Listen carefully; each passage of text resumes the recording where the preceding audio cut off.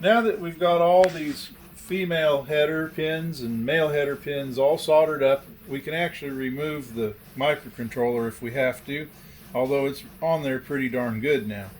Now we're going to go to our parts bag and we're going to find our brain. That's the clock. This is actually the real-time clock, and we're going to open this up and get it out.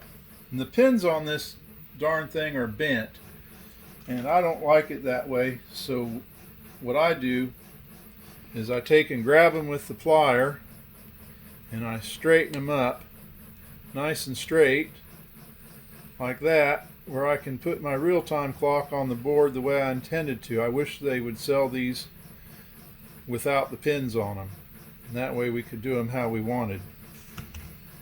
And then to make it more stable, I'm going to add some pins to the other end.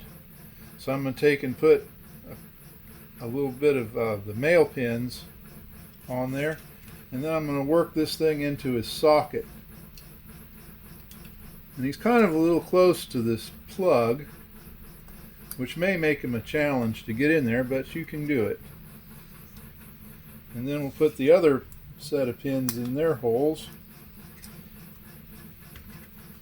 and we'll get this thing on there. And I like to have him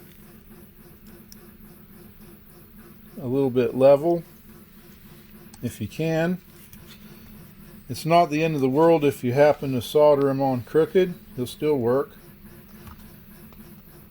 but I like to have him as straight as possible. I'm going to actually have to pull these out and tweak this guy just a little bit that way, and now he's pretty nice and straight. Then we're going to turn him over,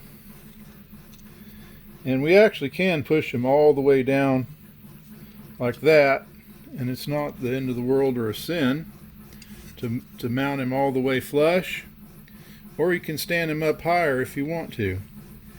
So now we're going to come in on this side and we're going to solder these pins down, and then we'll solder the pins on this side. Now I'm just going to let this guy be all the way pushed all the way down on the board